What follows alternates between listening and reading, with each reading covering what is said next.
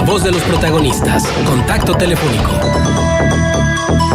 Luis Alberto Vázquez Álvarez es doctor en filosofía, titular de Diálogos con la Historia, y lo invitamos precisamente para reflexionar sobre la unidad nacional, no en contra de alguien, sino a favor de algo. Luis Alberto, muy buenos días, te saludamos. Marcela Pámanes y tu servidor Juan Ceballos Aspe. Hola Marcela, hola Juan, hola a todo el auditorio. Bien, sobre esta idea, déjenme comentarles que luchar por un ideal se ha convertido, al menos en Occidente, como la virtud quijotesca, enderezando entuertos y defendiendo a los desprotegidos, principios fundamentales de la caballería andante que solamente podía realizar acciones nobles. Pero ello sí implicaba luchar contra injusticias, a pesar de ser el arquetipo de los cantares de gestas, donde la honestidad era absoluta.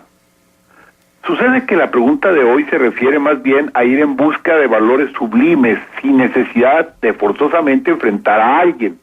El reto es muy difícil. Sí encontramos muchos ejemplos en la filosofía y en la literatura, voy a mencionar algunos, pero en la práctica se convierte en una propuesta que siempre tiene claroscuros. Bien, empiezo. Platón pone en boca de Sócrates las características de la república ideal. Plantea una reflexión sobre la justicia. Esta genera una organización política donde los dirigentes son formados en la filosofía para alcanzar la visión intelectual del bien absoluto y el límite extremo del mundo inteligible. En la cima del poder está el rey filósofo, el que analiza todo, ve con perfección las cosas, después de hacer este estudio profundo, toma decisiones en beneficio siempre del pueblo. Y aunque, bueno, pues este planteamiento platónico tiene sus bemoles, porque Platón da la idea de que cada quien debe dedicarse a lo que nació, para pues, el zapatero a los zapatos, el guerrero al guerrero, etcétera, etcétera, no deja de ser un sistema que ha hecho soñar a muchos hombres en la búsqueda del bien universal, ¿sí? Ahora, estos principios más tarde se ven enfocados en el libro del Estado Ideal de una República en la Nueva Isla de Utopía, escrito por Tomás Moro y publicado hace exactamente 400 años. Ahí se presenta una comunidad ficticia con ideales filosóficos y políticos en una sociedad pacífica que establece la propiedad común de los bienes y así evitan como la envidia, el robo y la corrupción. Las autoridades tienen un poder limitado y son elegidas por voto popular. Es el ejemplo típico de una nación. Fíjense qué curioso, su capital se llamaba Amauroto, que del griego significa sin muros, que era una gran diferencia con las ciudades fortificadas medievales de aquella época, aunque este libro para nada le gustaría a Trump.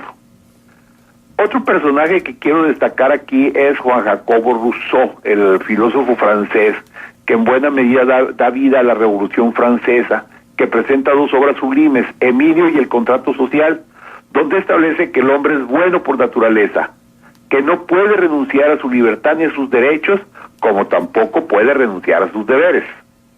Y bueno, pues podría seguir con varios filósofos más de corte humanista que buscan el bien común por sí mismo, luchar siempre por el bien, creando comunidades perfectas como Adam Smith, Carlos Marx, John Rawls, Paul Ricoeur y otros literatos como Víctor Hugo, Fyodor Dostoyevsky, León Tolstoy y Emmanuel Mounier, que en sus obras literarias pues forman lugares precisos donde se podría luchar y buscar el bien por el bien mismo sin tener que enfrentar nada, sino luchar por el bien, valga la redundancia.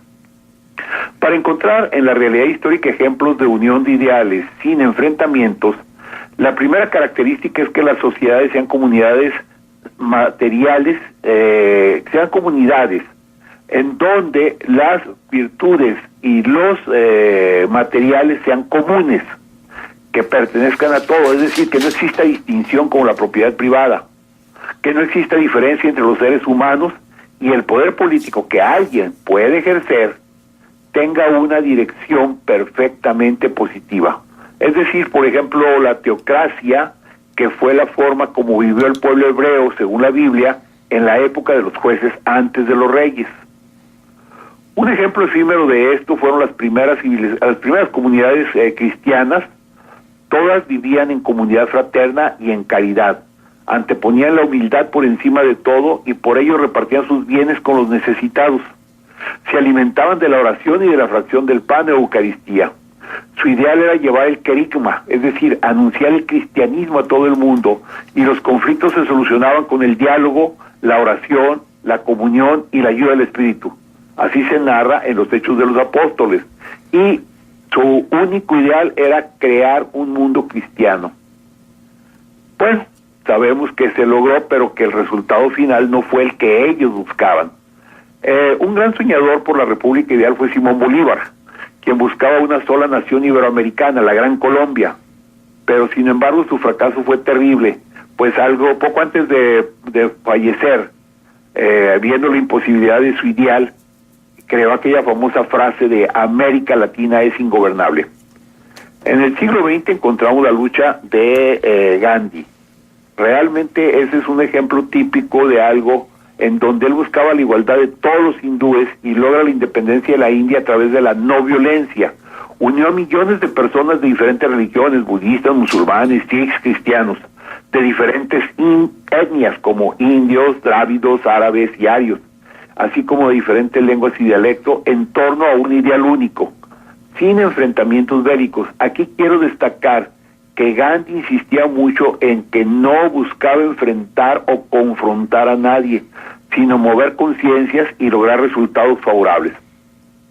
Y otros ejemplos los encontramos con Martin Luther King, que logró conseguir los derechos civiles hacia 1962 en Estados Unidos, un movimiento que apoyaron no solamente los negros, sino millones de blancos. Vemos la película de la marcha sobre Washington y vemos una infinidad de blancos apoyando precisamente el derecho de los afroamericanos.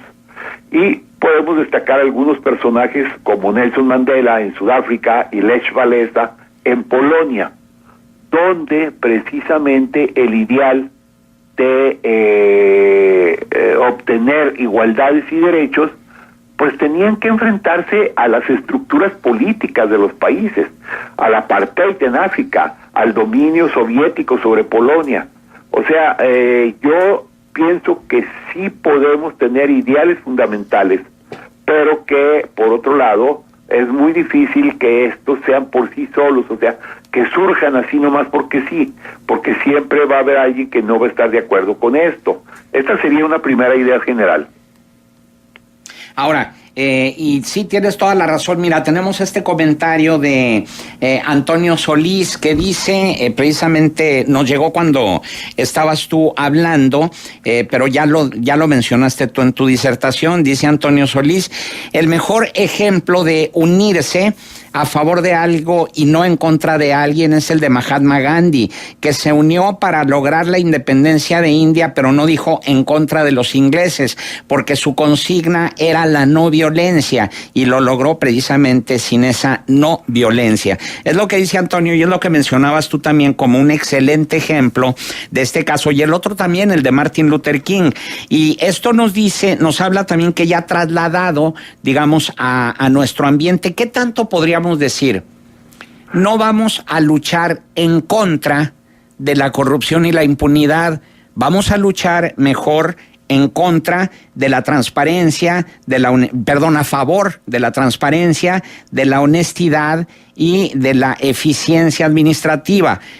¿Es lo mismo o cambia el sentido cuando se le da esa directriz, Luis Alberto? No, definitivamente no es lo mismo, es diferente. Definitivamente lo ideal, lo maravilloso, sería que tuviésemos siempre frente a nosotros una visión clara de que queremos lograr lo positivo sin tener que destruir a nadie. Pero las estructuras, por ejemplo, las estructuras que hoy en día tiene México, y aquí voy a aprovechar un poquito lo que leí hasta hace un momento de Trump, también voy a pedirles permiso para hacer un comentario ahorita sobre lo de Trump. Pero, por ejemplo, las estructuras que tiene México hoy en día sí tienen que ser destruidas, tiene que ser destruida la corrupción. Tiene que ser enseñado qué es la corrupción para poder saber qué es hoy en día la honestidad. No podemos partir de cero. Se me ocurre que pintar de pronto la casa sobre una serie de cuarteaduras que ya existen, como son la corrupción, la opacidad, la impunidad, etcétera, pues podría traer como resultado que la pintura nueva que ponemos de honestidad se caiga con una facilidad tremenda. Sí combatir, por ejemplo, las actitudes, a lo mejor no a las personas, pero sí las actitudes. Pero sí podemos soñar con una sociedad ideal, sí podemos pensar en hacer algo muy positivo, una educación. Sócrates, precisamente en la República, cuando trata el tema del hombre, del ser humano, dice que la única manera de que la justicia exista y la democracia exista es la educación. Hay que educar en la justicia. Entonces, mi respuesta sería esa. Ahora, otro ejemplo también es el de, precisamente el que comentábamos antes de iniciar la entrevista, el de Donald Trump, y sobre este aspecto tenemos este otro comentario de Juan Manuel Gil. Dice: como mexicano creo que Trump está en lo cierto, el enemigo no es él, sino que está en casa, son los mismos políticos y con toda razón lo dice, políticos de aquí viven como reyes en otras partes, para que lo diga una persona como él es que es cierto. A propósito de esta presunta entrevista de Bárbara Walters con Donald Trump, donde hacía estas declaraciones de los mexicanos que viven como reyes, que tienen villas o tienen castillos o tienen penthouses en Nueva York. Y en ese sentido también, bueno, el hecho de decir que no es tanto el luchar en contra de Trump, sino a favor de nuestros connacionales, digo, porque al final de cuentas Trump no es el responsable de las políticas públicas que derivaron en que millones de mexicanos hayan dejado el país por falta de oportunidades, Luis Alberto. De acuerdo totalmente. Aquí, en primer lugar, estoy totalmente de acuerdo con lo que dice Trump, nada más que levanto mis antenitas de vinil, porque déjenme platicarles una brevísima historia que ya sucedió con anterioridad. Después de la solicitud de independencia de Texas en 1836 y la derrota de Santa Anna, y la firma que hizo él del Tratado de Velasco, con el cual daba la independencia a la República de la Estrella Solitaria, Texas, pocos años después, hacia 1840, 1841, empezó a surgir en los periódicos norteamericanos y en la conciencia norteamericana el llamado Destino Manifiesto, que no era otra cosa que el decir que los Estados Unidos de América tenían el derecho de apropiarse de toda América. Ahora bien, en ese momento, en los medios de comunicación de Estados Unidos, y los podemos comprobar, empezó a aparecer una crítica muy fuerte contra Santa Anna. Crítica que también era cierta, como la que se hace ahorita contra el gobierno mexicano, de dictador, de enemigo del pueblo, de alguien que se enriquecía con los beneficios del pueblo, etcétera, etcétera. Y se invitó al pueblo norteamericano a luchar contra Santa Anna. Y también se hablaba de que el mexicano era vago, era flojo, no trabajaba, etcétera, etcétera. También en ese entonces muchos mexicanos aceptaron esa teoría y se formaron grupos a favor de Estados Unidos conocidos como los polcos, por el tipo de baile de la época y porque además el presidente de Estados Unidos entonces era James Polk. Y esos grupos apoyaron la intervención americana, ¿sí? Y con justificación en un mal gobierno contra México se preparó la guerra de intervención con la cual perdimos más de la mitad de nuestro territorio. Por eso digo, cuidado, Trump tiene razón, pero ¿hacia dónde va enfocada esa razón? Y aquí es donde entraríamos con la pregunta de hoy. La lucha tiene que ser los mexicanos al interior de México, lo que decías hace un momento, en contra de nuestros corruptos, de los corruptos que están aquí, los corruptos mexicanos. Tenemos que ir a luchar contra la corrupción y a la formación de una sociedad más justa. Ya no voy a decir una sociedad ideal, voy a decir una sociedad más justa, ¿sí? Agradecemos la opinión de Trump, pero hasta ahí. Vamos a trabajar nosotros los mexicanos, vamos a formar organizaciones y vamos a luchar por nuestro bien, porque la historia nos demuestra que no siempre han tenido la razón. Luis Alberto, buenos días. Te saluda Marcela Pámanes. La verdad de las cosas es que he estado buscando incesantemente dónde dijo y en el marco de qué dijo esto y cuándo fue la supuesta entrevista que tuvo con Barbara Walters, Donald Trump, y no la encuentro por ningún lado. Pero eso ya es pecata minuta. Lo que sí es importante es que lo que está diciendo no está muy alejado de la realidad y es una certeza que todos tenemos. Y sin embargo, es exactamente en los momentos de debilidad cuando, yo no sé si por su propia naturaleza, los seres humanos tendemos a cuestionarnos, a unificarnos, tal vez para defendernos de las amenazas que vienen del exterior y que atentan contra nuestra sobrevivencia. Digo esto porque cada vez que nos sentimos víctimas es cuando nos unimos. Cada vez que nos sentimos víctimas es cuando convocamos a marchas, cuando gritamos, cuando alzamos la voz, pero cuando no nos sentimos víctimas, y yo creo que hay millones de mexicanos que no se sienten víctimas porque no participan, pues pasamos indiferentes ante las propuestas de unidad. ¿Realmente es así, Luis Alberto, o mi interpretación es por demás pesimista? Qué tristeza que tenga que decirte que tienes toda la razón, Marcela. Qué tristeza. Porque lo cierto es que lo que propones, o más bien lo que dudas, es la realidad. Pero creo que en ese sentido los mexicanos somos muy de esa manera. Hacemos las cosas que deberíamos hacer permanentemente cuando ya estamos metidos en el hoyo, por decirlo así. Con el agua hasta el cuello. Exactamente. Eso es muy triste. Eso es realmente un problema grave, porque debiéramos tener una visión, y eso se nos debe inculcar en la casa, una visión de tener siempre el principio del respeto, primero a nosotros mismos.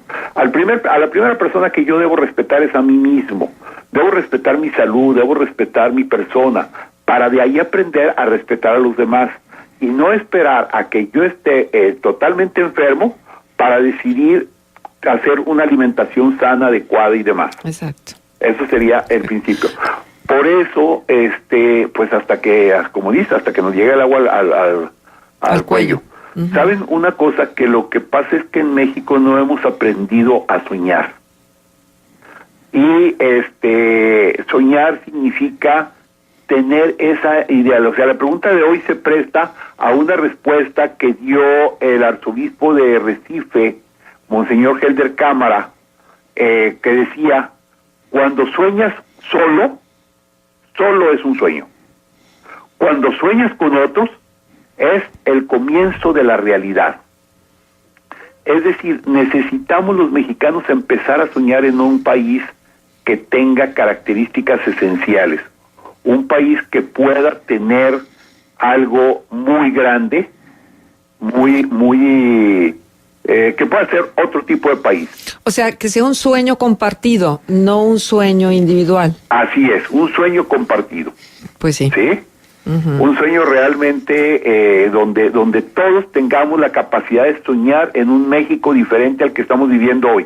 Un México en el cual Trump no tuviera la razón. Excelente. Bien, Luis Alberto Vázquez, nuestro agradecimiento por tu participación aquí en Contexto. Antes, Juan, sí, adelante. Voy a dejar una brevísima canción que me interesa, y que a ustedes les va a encantar. Sí. Déjame moverle un poquito. Usted la conocen muy bien. Necesitamos los mexicanos empezar a soñar en un país. Perdón, es que no.